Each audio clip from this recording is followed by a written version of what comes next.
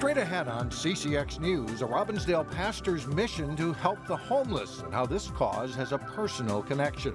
Then turning the Martin Luther King holiday into a day to give back. We want to help everybody who's hungry and get meals where they're supposed to be. The Golden Valley nonprofit that could use some extra sets of hands. Later, a visit to a Brooklyn Park elementary school that won an award for making its lunchroom smarter. CCX News starts right now. Hello everyone, and thanks for joining us. This bitter cold weather can be challenging for just about everyone, but now imagine being homeless or unable to leave your home to get food. And unfortunately, that is reality for some. But one Robbinsdale pastor is doing his best to help out. We get more from Eric Nelson. When the weather takes a polar plunge, at a time like this, you can get frostbite by just standing at the bus stop for 20 minutes. Pastor Harding Smith plunges into action. We get a lot more calls during frigid weather than we do during warmer weather. On this frigid day, Smith is busy gathering cold weather gear to give to the homeless. We drive through the cities. We stop at bus stops to make sure people are okay. We talk to people. We engage them. Despite weather more fit for a penguin, Smith gladly ventures outside his heated office at the Spiritual Church of God in Robbinsdale. He clears ice and snow from the church van, ready to help out those in need. A lot of people do not have a safety net. Today's mission is a food delivery to a senior who can't get to the store because of the crippling cold. When weather like this strike, they call upon us to help bridge that gap. You know, they can't make it to the store, they cannot walk to the store, they cannot drive to the stores. Oh, what a cold, cold day. Smith soon arrives at Mama T's in Brooklyn Park, yes, where he picks up food. Then it's delivery time as he drops off meals to a grateful woman.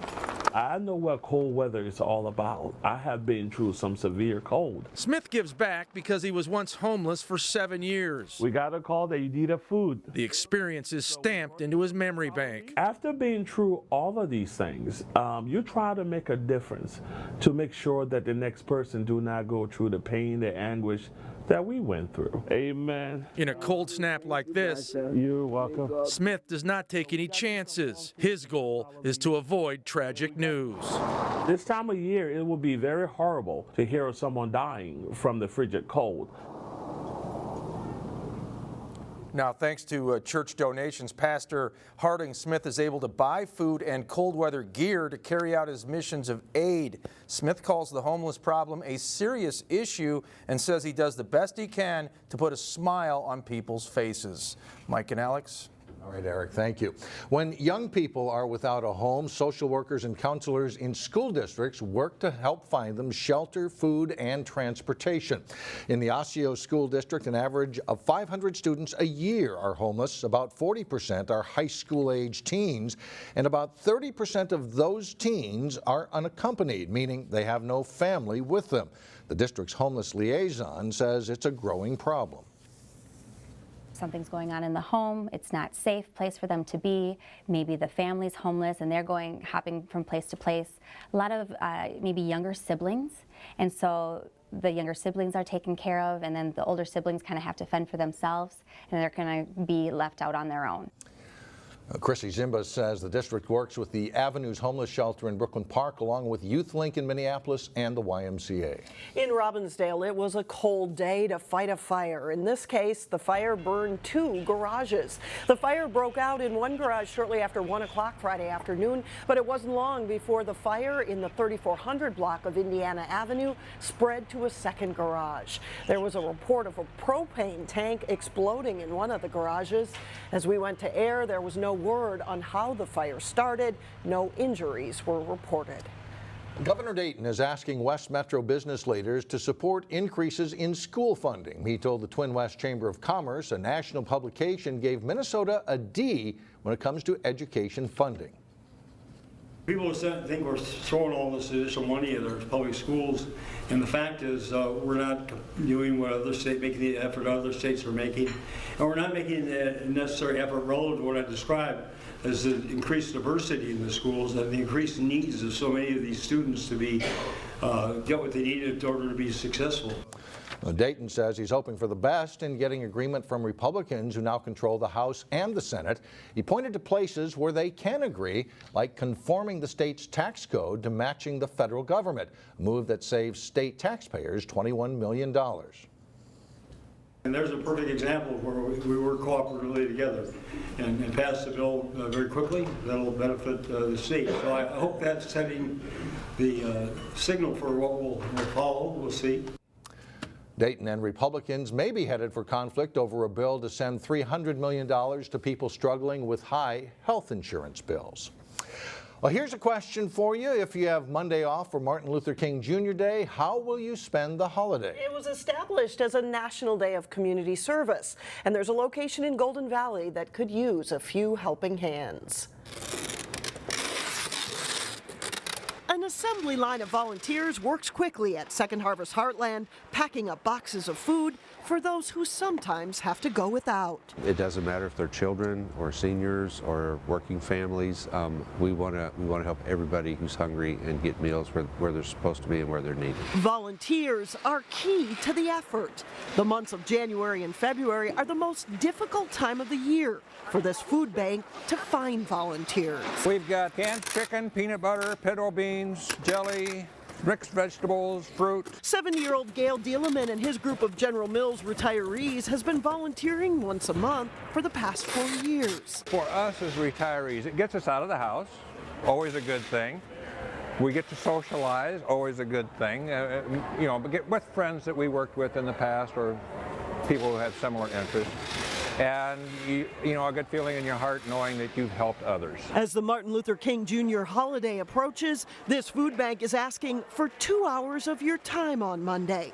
Sign up for a shift, bring your family, and help pack up food delivered to local food shelves. Last year we had about 480 people who came, and we expect to top that number this year.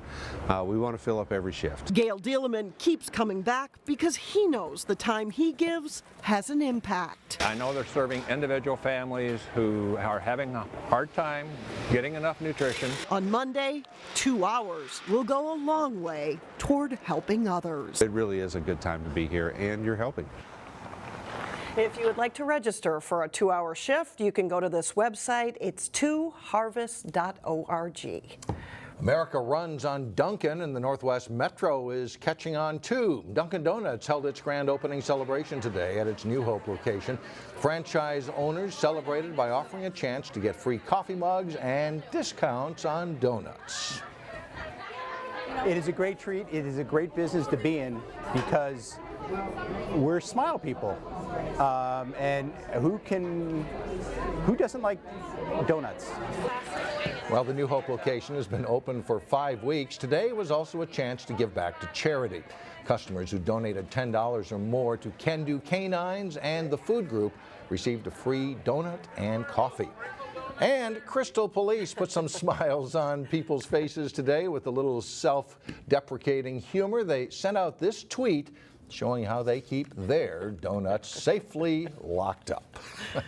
Coming up, yeah, right. Coming up, that's putting a smile on faces at Brooklyn Park Elementary School. We'll show you. Shannon Slatton has the details next. And then later in sports, Champlin Park looks to take down Osseo in girls and boys basketball. We will have the highlights. But first, Minnesota's version of a weekend warm-up. 20s on Saturday. We could reach 30 degrees on Sunday. An elementary school in Minnesota is standing out for their efforts to encourage students to make healthy choices. Fair Oaks Elementary received a national award recently. Reporter Shannon Slatton shows us why they won. Another winter day means another snow-covered playground with temperatures plunging too low to let kids outside for recess. Moving recess to the gym gives students a chance to work off some energy. But at Fair Oaks Elementary, okay, ready? Eyes on the screen. Working off energy is something that is worked into every day. If students get restless while learning, they get a brain break. If you're keeping your body active, it helps you focus, so everything really feeds into academic success. Feeding that appetite to learn happens not only when you get your blood pumping, but obviously here in the lunch line. Grabbing a fruit and a vegetable, a healthy milk choice. They're learning about kind of some of the concepts about my plate and building a balanced diet. The cafeteria staff changed up not exactly what was served, but how it is served. The way that they're offering them, they look really appealing to the students. The choice empowers students to eat healthy. What's really great about this is students are learning that there's other alternatives to just the normal lunch line. They can make their own salad, they can put whatever toppings they want on it. The push for good health is a school-wide effort. It's called the Healthier U.S. School Challenge, and it's focusing on smarter lunchrooms. And recently the school won accolades from the Department of Agriculture, the only school in Minnesota to win. The award also comes with a little bit of grant money too. $1,000 will help the school develop before and after school programs focusing on fitness. And this award really just shows the community that we are taking these initiatives to help our students. In Brooklyn Park, Shannon Slatton, CCX News. One after-school program is already in the works. Girls on the Run will be launched in March. But coming up, helping you to keep warmer this weekend with artwork. But first, Park Center battles Totino-Grace in a good boys basketball matchup. John Jacobson has that and much more coming up next in sports.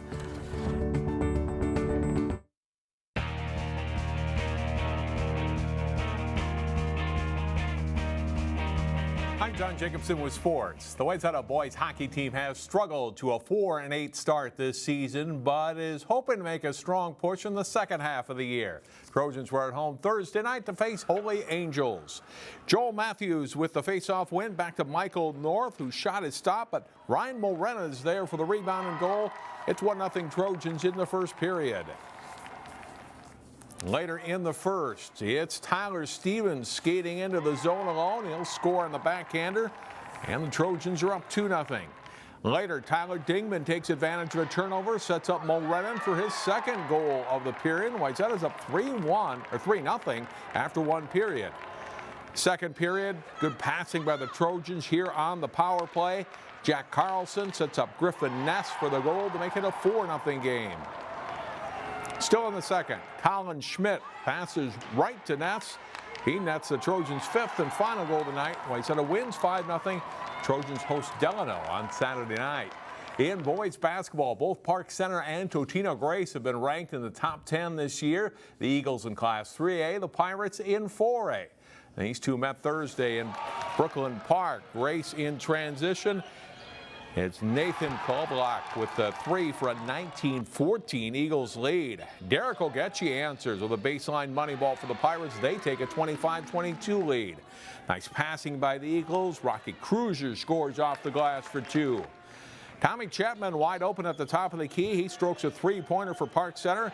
Pirates lead 42-36 at halftime. Early second half, Park Center gets the steal. Jarius Cook to Emmanuel Tamba for the hoop and foul. Lucini Camara delivers a nice pass to Cook for an easy basket, and the Pirates lead it by 11.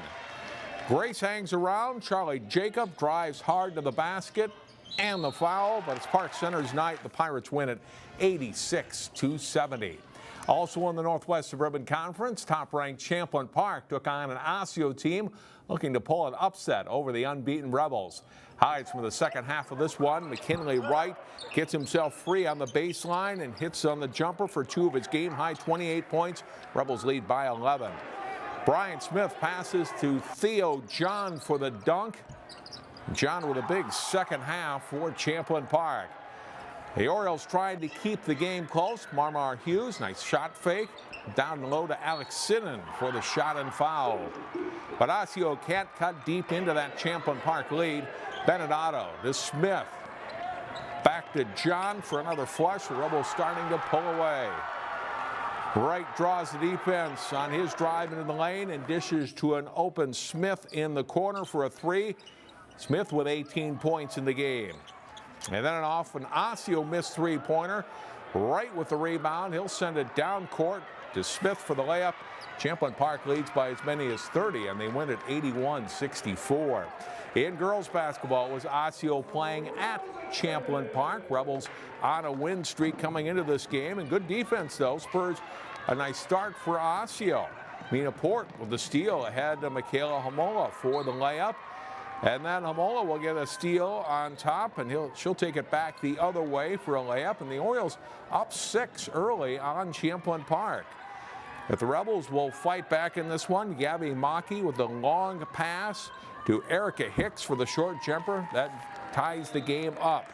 Amanda Pollard passing down to the block. Megan Muniche here for the layup, but she has fouled. Champlin Park leads it by 6. Sophomore Michaela Johnson effective inside, especially in the first half when she scored 12 points. Champlin Park wins this one over Osseo 58-43. It's the Rebels' 7th straight win. And Mike and Alex live wrestling tonight, Friday on CCX Sports. Champlin Park is at Park Center. And then Saturday night, it's boys hockey live. Armstrong Cooper hosting Osseo. Live coverage both nights at 7 o'clock. All right, thanks a lot, John. We'll be right back. Finally finding warmth amid the cold. In Weekend Showcase, Neil Persley has a tip for those of you longing for some place to bask in the sun. If you're looking for something to do this weekend, my advice to you is to leave. We're going to need to plan a little bit, but it still can be done. If you want to call me up on a Wednesday, we can get you out of here by Friday or Saturday. So my window for escape this weekend seems to be shut. But Trish did assure me that there are still a bunch of great last-minute travel bargains out there. Okay, so I'm staying put this weekend. But I did find a couple of great exhibits going on in local galleries right here where we live. I'll start at the Robin Gallery in Robbinsdale. On display till the 28th is an exhibit called Zoetic, Our Cumulative Legacy. But the best part is the acronym of the organization putting on the exhibit. The Women's Art Resource of Minnesota, or WARM. I thought if it's warm, count me in. The description of the exhibit says that the artists involved in this project were asked to respond to the latest election. What has been brought to life over the course of this election, what has been awakened, how is it affecting art and the creative process, what is now in our consciousness, and what will we do about it? How will we be animatedly existent? I pondered all that as I roamed around the gallery. Mostly I just thought, warm. Also at the Hopkins Center for the Arts, I discovered a very vibrant installation by West Metro artist Mary Olson. She's a 2004 University of Minnesota Bachelor's of Art grad, and her work is really unique. Each piece is large and seems to draw you in for further contemplation. Both of these exhibits are free, indoors, and warm. For Weekend Showcase, I'm Neil Persley, CCX News. That does it for us. Have a great weekend. And we'll see you next week.